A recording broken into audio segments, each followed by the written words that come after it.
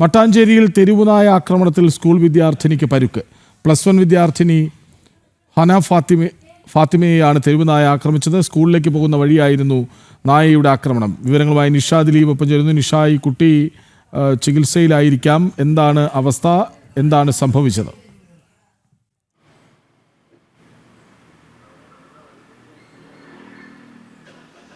കൃഷ്ണരാജ്, ഇന്ന് രാവിലെ ഈ ഹന ഫാത്തിമ എന്ന് പറയുന്ന +1 വിദ്യാർത്ഥി സ്കൂളിലേക്ക് പോകുന്ന വഴിയാണ് തെരുവുനായയുടെ ആക്രമണം ഉണ്ടായത്.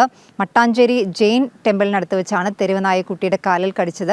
എന്തായാലും ഈ ഭാഗങ്ങളിലൊക്കെ തെരുവുനായ ശല്യം രൂക്ഷമാണെന്ന് നാട്ടുകാർ കുറേ നാളുകളായി പരാതി പറയുന്നതാണ്. ഈ ഭാഗങ്ങളിൽ ചിലർ ഈ തെരുവുനായകൾക്ക് ഭക്ഷണം കൊടുക്കുന്നുണ്ട്. അതുകൊണ്ട് തന്നെ കൂട്ടത്തോടു കൂടി നിരവധി നായകൾ ഇവിടെ തമ്പടിച്ചിട്ടുണ്ട് എന്നും നാട്ടുകാർ പറയുന്നുണ്ട്. നാട്ടുകാർ പലതവണ പരാതി നൽകിയിട്ടും അധികൃതർ ഈ ഭാഗങ്ങളിലേക്ക് തിരിഞ്ഞു നോക്കാൻ പോലും തയ്യാറായിട്ടില്ല എന്ന് പറയുന്നു. ഇതിനിടെയാണ് ഇന്ന് രാവിലെ സ്കൂളിലേക്ക്, എറണാകുളം പുല്ലേപ്പടിയിലെ സ്കൂളിലേക്ക് പോവുകയായിരുന്ന 16 വയസ്സുകാരിയെ തെരുവുനായ ആക്രമിച്ചത്. കുട്ടിയുടെ കാലിലാണ് കടിയേറ്റത്.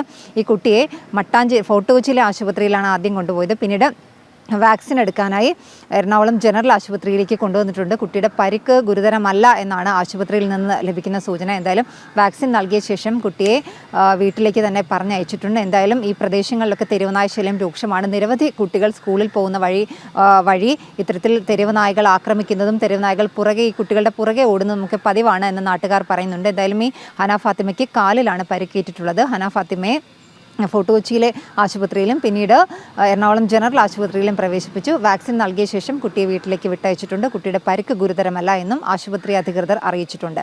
കൃഷ്ണരാജ്. സ്കൂളിലേക്ക് പോകുമ്പോഴേ കുട്ടിയെ മട്ടാഞ്ചേരിയിൽ നായ ആക്രമിക്കുന്നു. കുട്ടി ആശുപത്രിയിലാണ്. വിവരങ്ങൾ നൽകുകയായിരുന്നു നിഷാ ദിലീപ്.